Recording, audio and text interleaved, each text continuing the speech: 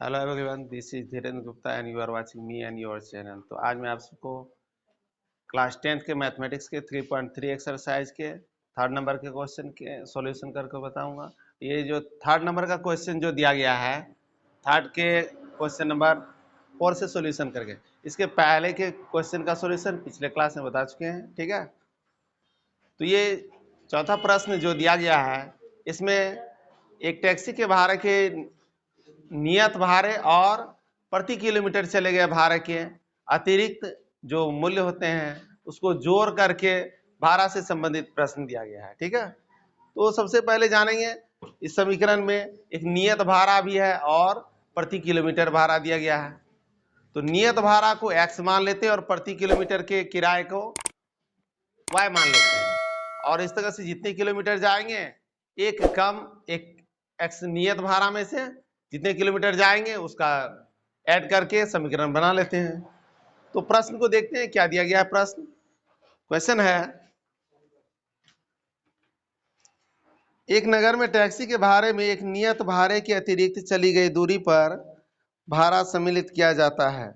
10 kilometre दूरी के लिए भाड़ा 105 रुपया है, 15 किलोमीटर के लिए 155 रुपया है। नियत भाड़ा तथा प्रति किलोमीटर भाड़ा क्या है? तो एक व्यक्ति को 25 किलोमीटर यात्रा करने के लिए कितना भाड़ा देना होगा? नियत भाड़ा और प्रति किलोमीटर भाड़ा के साथ साथ 25 किलोमीटर के लिए किराया कितना होगा वो बताना है।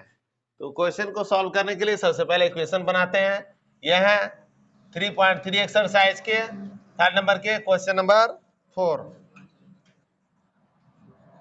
ठीक है, इस क्वेश्चन को देखते हैं। सबसे पहले मानते हैं नियत भाड़ा को x, माना कि नियत भाड़ा x रुपया तथा प्रति किलोमीटर भाड़ा कितना मानते हैं y। ये हो गया। और पहली स्थिति में प्रश्न से क्या है, नियत भाड़ा में जोड़ा गया है भाड़ा, तो नियत भाड़ा का मूल्य तो है x रुपया और कितने किलोमीटर सम्मिलित चले गए हैं 10 किलोमीटर, 10y हो गया। तो कुल किराया कितना हो गया, रुपया होता है 105। पहला समीकरण हो गया। पुनः प्रश्न से फिर नियत भाड़ा x ही होगा और किलोमीटर कितना गया है तो 15y हो जाएगा। रुपया लगते हैं 155। समीकरण 2 हो गया। इन दोनों समीकरण को हल करने के बाद ज्ञात हो जाएगा नियत भाड़ा और प्रति किलोमीटर का भाड़ा। तो लिखते हैं समीकरण 1 से। समीकरण 3 ज्ञात करना है, x प्लस, ये बनाएंगे प्रतिस्थापन विधि से, प्लस है इधर आएगा माइनस होगा, x इक्वल टू क्या होगा 105 घटा 10y। इक्वेशन थर्ड तैयार हो गया, x इक्वल टू हो गया, इसलिए x का मान समीकरण 2 में रखेंगे।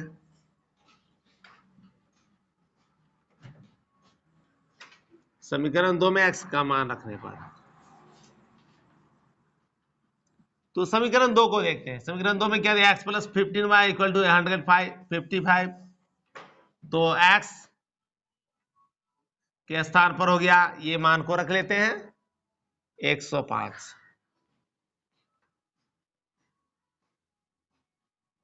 और माइनस 10y दिया, 10y लिख देते हैं, प्लस 15 है, प्लस 15 हो जाएगा इक्वल टू 155y। तो y वाला पर जो प्लस माइनस होगा तो क्या होगा 5y बचता है। 105 जो प्लस इधर आके माइनस हो जाएगा 155 में से 105 को माइनस कर देते हैं तो बचता क्या है 50। इसलिए y इक्वल टू क्या होगा 50/5, 10 आता है। समीकरण 3 से, यानी 3 में y के मान को रखेंगे तो यह है समीकरण 3। x इक्वल टू क्या है 105 -10y था, 10 इंटू 10 तो 100 हो गया। 100 में से 105 में से 100 घटा देंगे, बचेगा क्या? 5 रुपया। तो अतः इस तरह से क्या पता चलता है? अतः नियत भाड़ा क्या है? 5 रुपया।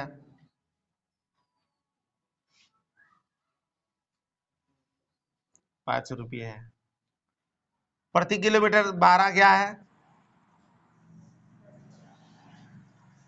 प्रति किलोमीटर भाड़ा 10 रुपया। साथ में और एक दिया गया है क्या? 25 किलोमीटर का किराया निकालना है। ठीक है, 25 किलोमीटर का किराया निकालना है। तो 25 किलोमीटर का भाड़ा निकालने के लिए क्या करेंगे? नियत भाड़ा में जोड़ देंगे 25 गुना 10 करके, क्योंकि 1 किलोमीटर का 10 रुपया, 25 किलोमीटर का निकाल देंगे। तो 25 गुने 10 करके जोड़ देते हैं तो 250 आता है, और 5 जोड़ेंगे तो 255 हो गया। 255 रुपया हो गया।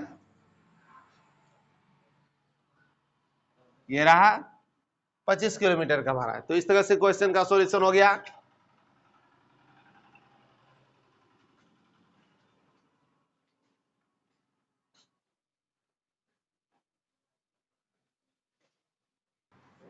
नेक्स्ट क्वेश्चन को देखते हैं। नेक्स्ट क्वेश्चन है, यदि किसी भिन्न के अंश और हर दोनों में 2 जोड़ दिया जाए तो वह 9/11 हो जाती है। यदि अंश और हर दोनों में 3 जोड़ दिया जाए तो वह 5/6 हो जाती है। वह भिन्न ज्ञात कीजिए। तो जानते हैं यहाँ भिन्न दिया गया है, और भिन्न में क्या होते हैं? एक अंश होता है और एक हर होता है। तो क्वेश्चन नंबर ये है 5, और इसमें मानना है अंश को x और हर को y। माना कि अंश बराबर x तथा हर y मान लिए। तो इसलिए भिन्न क्या हो जाएगा? भिन्न में x y क्या लिखा जाता है? ऊपर नीचे लिखा जाता है, x बटे y। ये हो गया भिन्न। अब पहली स्थिति में प्रश्न से क्या कहा गया, जरा उसको फिर से पढ़ते हैं। तो प्रश्न से कहा गया है कि अंश और हर दोनों में 2 जोड़ दिया जाए। तो पहले हम भिन्न लिख देते हैं, x बटे y। अंश और हर दोनों में 2 जोड़ दिया जाए। 2 जोड़ दिए तो भिन्न का वैल्यू क्या हो रहा है? 9/11। 9/11 कर दिए। क्रॉस जैसे करते हैं वैसे क्रॉस करके मल्टीप्लाई कर देते हैं। 11 से दोनों को गुना कर देंगे, और ये 9 से दोनों को गुना करके इधर लिखेंगे। तो 11 से x को गुना करें तो 11x हो गया। 11 दूना 22 हो गया। और इधर 9 से मल्टीप्लाई कर देते हैं तो 9y प्लस 9 दूनी 18 हो गया। फिर एक्स वाई को बाएं तरफ लेके आते हैं, 11x माइनस 9y, और ये 22 को इधर क्रॉस करेंगे तो 18 माइनस 22 हो गया। तो 11x minus 9y equal to हो गया 18 माइनस 22 करेंगे तो कितना होगा? -4 होगा। इस तरह से फर्स्ट इक्वेशन तैयार हो जाता है। सेकेंड इक्वेशन में चलेंगे आप। सेकेंड इक्वेशन के लिए करते हैं पुनः प्रश्न से। फिर प्रश्न में देखते हैं क्या है कि दिया गया मान क्या है।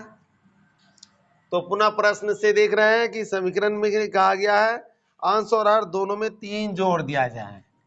तो फिर लिखते हैं भिन्न x बटे y, और इस अंश और हर दोनों में 3 को जोड़ देते हैं। तो भिन्न का मान क्या हो जाता है? भिन्न का मान होता है 5/6, 5/6। ये हो गया 5/6।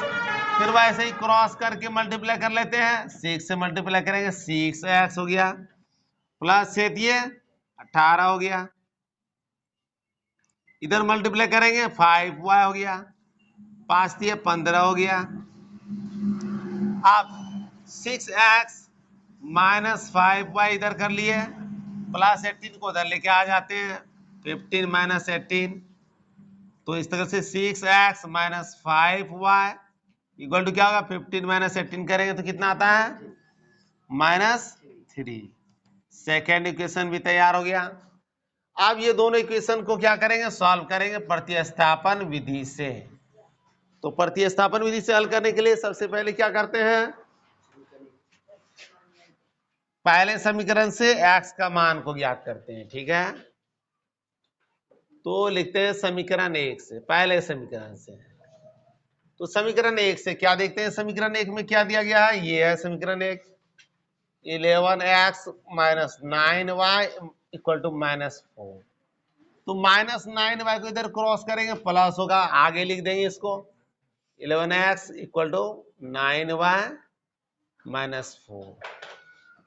x इक्वल टू क्या करेंगे, 9y माइनस 4 बाय हो गया 11, इक्वेशन मेरा थर्ड तैयार हो गया।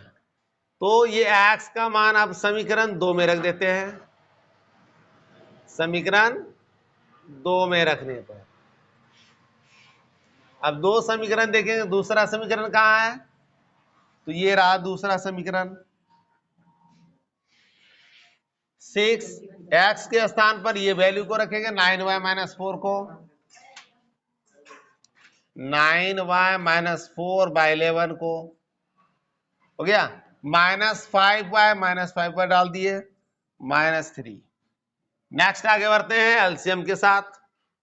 तो एलसीएम लेते हैं तो 11 ही होगा, 6 से मल्टीप्लाई करना होगा दोनों को,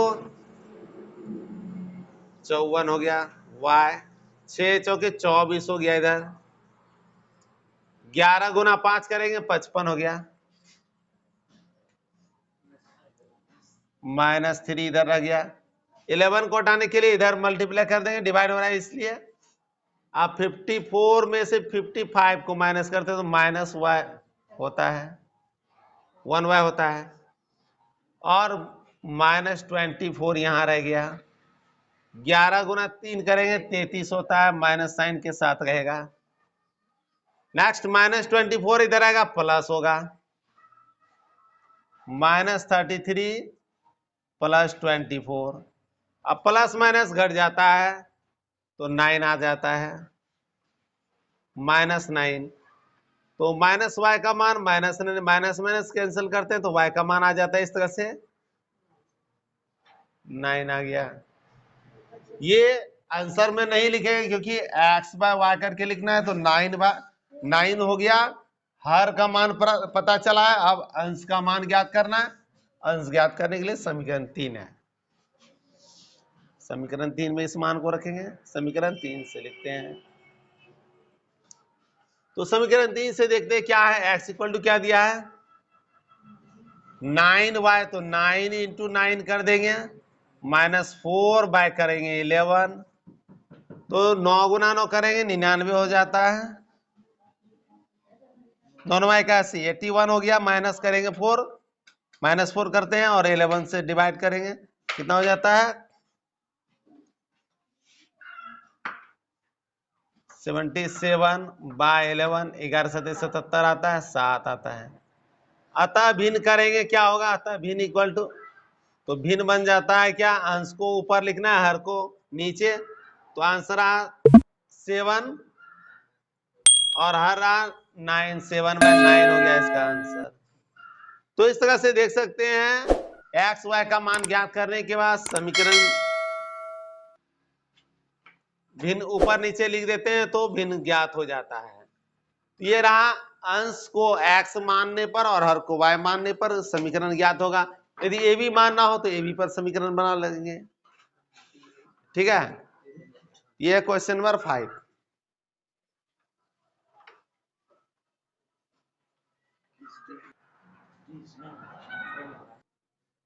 नेक्स्ट क्वेश्चन को देखते हैं, नंबर 6।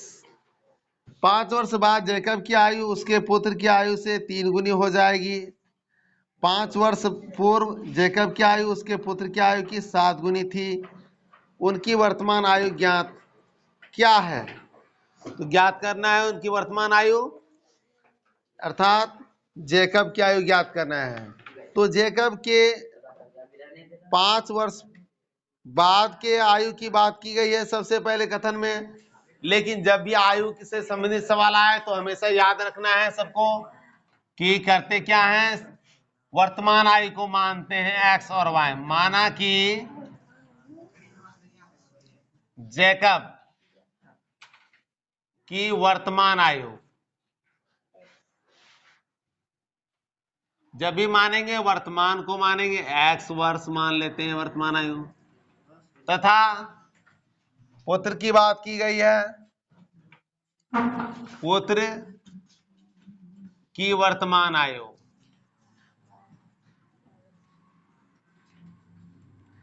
वाई वर्ष हो गया। अब प्रश्न में क्या कहा गया है, 5 वर्ष बाद, ये रहा 5 वर्ष बाद अर्थात पश्चात की बात की जा रही है, +5 कर देंगे, दोनों के आयु में प्लस कर देंगे, ये रहा दोनों के 5 वर्ष के बाद की आयु। इन दोनों आयु में क्या संबंध है, इन दोनों के आयु में संबंध ये है कि 5 वर्ष बाद जेकब की आयु उसके पुत्र की आयु की 3 गुनी हो जाएगी। यह है पुत्र की आयु, इसकी 3 गुनी हो गई जेकब की आयु, तो कर देते हैं 3 से, इसको गुना हो जाता है, समीकरण तैयार। x + 5 = क्या, 3y और +15, क्रॉस कर लेते हैं y को इधर, x - 3y = क्या होता है, 15 - 5, x - 3y = क्या होता है, 10, माइनस कर लिए, समीकरण फर्स्ट तो तैयार हो गया है। अब सेकेंड इक्वेशन के लिए क्या करते हैं, पुनः प्रश्न से लिखते हैं, पुनः प्रश्न से देखते हैं क्या दिया गया। अब कही गई है 5 वर्ष के बाद की बात, पूर्व की बात की गई, पहले तो बात की था ये, अब पूर्व, 5 वर्ष पूर्व की आयु में जाते हैं तो 5 वर्ष माइनस करना होगा, तो दोनों के आयु में 5-5 वर्ष माइनस करेंगे। जब भी ये ध्यान रखें, हमेशा आयु से संबंधित सवाल में जो भी काम करेंगे, पिता पुत्र या पिता पुत्री दिया गया हो तो सभी में माइनस होता है, दोनों तरफ माइनस करेंगे। यदि 5 वर्ष माइनस करें तो दोनों तरफ माइनस करेंगे, दोनों के आयु में करेंगे। प्लस करना हो तो दोनों में प्लस करेंगे, ठीक है।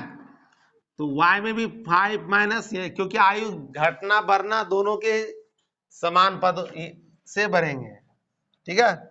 नेक्स्ट आगे बढ़ेंगे तो कहा गया है उसके, अब संबंध क्या है इन दोनों में, तो जेकब की आयु उसके पुत्र की आयु की 7 गुनी थी, जेकब की आयु ये रहा, उसके पुत्र की आयु ये है, इसकी 7 गुनी थी, 7 से गुना कर दिए तो अब हो गया बराबर। अब इसको बना लेंगे समीकरण के रूप में, 7 से मल्टीप्लाई करते हैं, 7y -7 × 5 कर दिए, 35 हो गया। इधर क्रॉस कर लेते हैं y को, x - 7y -35 में इधर कर लेते हैं +5, तो x - 7y = क्या हो जाता है, -30। ये रहा दूसरा समीकरण। अब इस दोनों समीकरण को प्रतिस्थापन विधि से हल करेंगे, तो प्रतिस्थापन विधि से हल करने के लिए क्या करते हैं, पहला काम करते हैं समीकरण 1 से मान निकालते हैं। अब इसको सॉल्व कर रहे हैं यहां पर,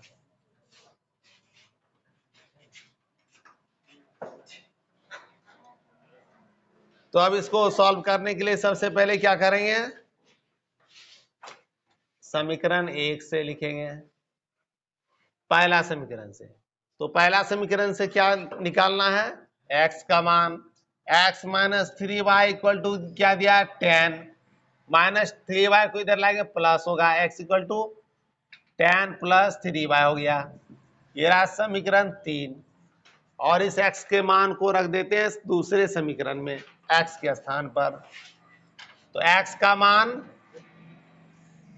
समीकरण 2 में रखने पर, अब समीकरण 2 में रख देते हैं x के मान को, तो क्या दिया है, 10 + 3y, यहां से तीसरे समीकरण से लेंगे, हो गया, -7y वही लिखना है, -30 वही लिखना है, प्लस माइनस घट गया तो -4 बचा, 4y, -30 और +10 इधर आएगा, -10 होगा, -40 हो गया। -4y दे रहा, माइनस माइनस को कैंसिल कर दिए तो y इक्वल टू क्या होता है, 4 से डिवाइड कर देंगे 40 में तो आएगा 10, कटा लेंगे इस तरह से। अब y का मान समीकरण 3 में रखते हैं तो लिखते हैं समीकरण 3 से y का मान इसमें डाल देते हैं, y के स्थान पर ये रहा समीकरण 3, x इक्वल टू क्या होगा 10 प्लस 3 इंटू y का मान था 10, 2 10 दिया 30, 10 40 हो गया। अतः जैकब की आयु क्या हो गया, वर्तमान आयु 40 वर्ष, और उसके पुत्र की वर्तमान आयु क्या होगा, पुत्र की वर्तमान आयु क्या हो गया, ये वर्ष हो गया, ये एक आंसर ये हुआ, दूसरा ये हो गया 10 वर्ष। ये था जैकब की आयु और उसे के पुत्र की आयु से संबंधित सवाल। ये थे एक्सरसाइज 3.3 के क्वेश्चन नंबर 3 के क्वेश्चन नंबर 6, अर्थात ये चैप्टर का लास्ट क्वेश्चन था। नेक्स्ट क्वेश्चन का सॉल्यूशन नेक्स्ट क्लास में बताएंगे। एक्सरसाइज